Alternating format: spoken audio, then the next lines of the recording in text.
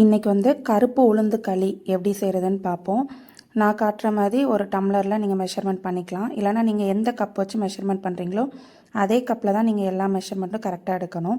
நான் இந்த கிளாஸில் வந்து ஒரு கிளாஸ் உளுந்து எடுத்து ஃபஸ்ட்டு நல்லா அதை வந்து நான் வறுத்து எடுத்துக்கிறேன். அதோட பக்குவம் வந்து எப்படி இருக்கணும் அப்படின்னா, நீங்கள் அந்த உளுந்து வந்து நீங்கள் ஒன்று எடுத்து வாயில் வச்சு சாப்பிட்டு பார்த்தீங்கன்னா அது உங்களுக்கு வந்து பல்லில் ஒட்டாமல் கொஞ்சம் நல்லா கிறிஸ்பியாக இருக்கணும். அந்த பதத்துக்கு நீங்கள் நல்லா என்னென்னா நல்லா வறுத்து எடுத்துக்கோங்க. கருப்பு உளுந்து களி அப்படின்னாலே அது வந்து நம்மளோட பாரம்பரிய உணவு.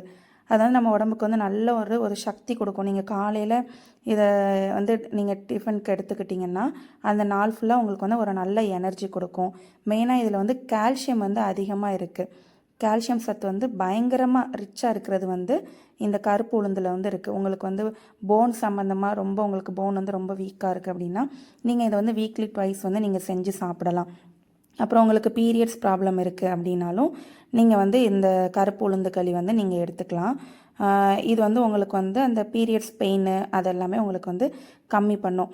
அதே மாதிரி உங்களுக்கு நல்ல ஒரு செரிமான பிரச்சனை இருந்ததுன்னா அதையும் உங்களுக்கு சரி பண்ணி கொடுக்கும். அதே மாதிரி ரொம்ப உடல் வெயிட் வந்து ரொம்ப நீங்கள் கம்மியாக இருக்கீங்க அப்படின்னாலும் இது வீக்லி ட்வைஸ் வந்து நீங்கள் எடுத்துக்கலாம். இதில் வந்து நம்ம நல்லெண்ணெய் நெய் சேர்த்துக்கிட்டால் ரொம்ப நல்லது. இப்போ நான் வந்து இதில் வந்து என்னென்னா அந்த உளுந்தை வந்து நம்ம வறுத்து அதை வந்து நம்ம ஃபஸ்ட்டு ஆற வச்சுக்கலாம். ஆறுனதுக்கப்புறமா நீங்கள் வந்து வீட்டில் நீங்கள் மிக்சிலே வந்து நீங்கள் வந்து என்ன பண்ணிக்கலாம்னா அரைச்சிக்கலாம். இப்போ அந்த கிளாஸுக்கு எந்த கிளாஸில் நீங்கள் மெஷர்மெண்ட் எடுத்தீங்களோ அதே கிளாஸில் வந்து ஒரு கிளாஸ் உளுந்துக்கு வந்து 3 கிளாஸ் தண்ணி வைக்கணும். 3 கிளாஸ்னால் உங்களுக்கு கொஞ்சம் திக்காக வேணும் அப்படின்னா நீங்கள் 3 கிளாஸ் வச்சுக்கலாம். இல்லை உங்களுக்கு வந்து கொஞ்சம் தண்ணி மாதிரி அல்வா மாதிரி வேணும் அப்படின்னா நீங்கள் 3.5 கிளாஸ் எடுத்துக்கலாம்.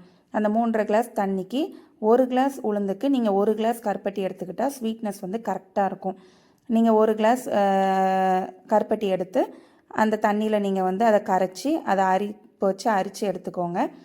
அதுக்கப்புறமா அந்த உளுந்தே வந்து என்னென்னா நான் காமிக்கிற மாதிரி நீங்கள் வந்து நல்லா மிக்சியில் வந்து நல்லா ரொம்ப சாஃப்டாகவும் இல்லாமல் ரொம்ப பரப்பரனும் இல்லாமல் நீங்கள் இந்த மாதிரி அரைச்சி நீங்கள் வந்து எடுத்துக்கலாம். அதுக்கப்புறம் அதே பேனில் வந்து நீங்கள் என்னென்னா நீங்கள் வந்து வடித்து வச்சுருந்த அந்த கருப்பட்டி பாகை வந்து எடுத்து இதில் வந்து நீங்கள் ஆட் பண்ணிக்கோங்க. நல்லா ஃபுல்லாக இதுக்கு கூட நீங்கள் எக்ஸ்ட்ரா தண்ணியே நீங்கள் ஆட் பண்ண வேண்டாம். நீங்கள் அந்த 3.5 கிளாஸில் வந்து நீங்கள் பாகு காய்ச்சி வச்சுருப்பீங்கள்ல அந்த தண்ணியை நீங்கள் அப்படியே ஆட் பண்ணிக்கோங்க.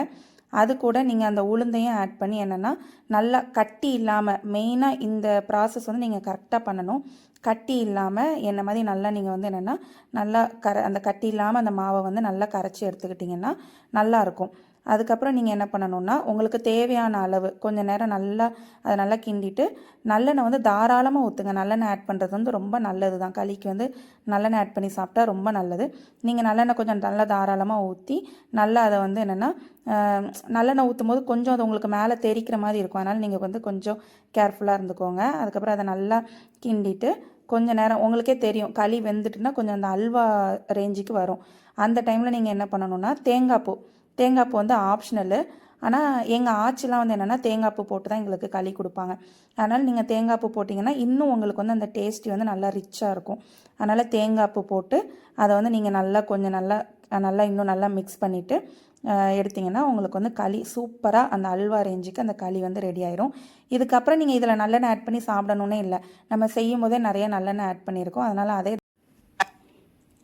உங்களுக்கு இந்த வீடியோ பிடிச்சிருந்துக்குன்னா என் சேனலை லைக் பண்ணுங்கள், ஷேர் பண்ணுங்கள், சப்ஸ்கிரைப் பண்ணுங்கள். தேங்க்யூ.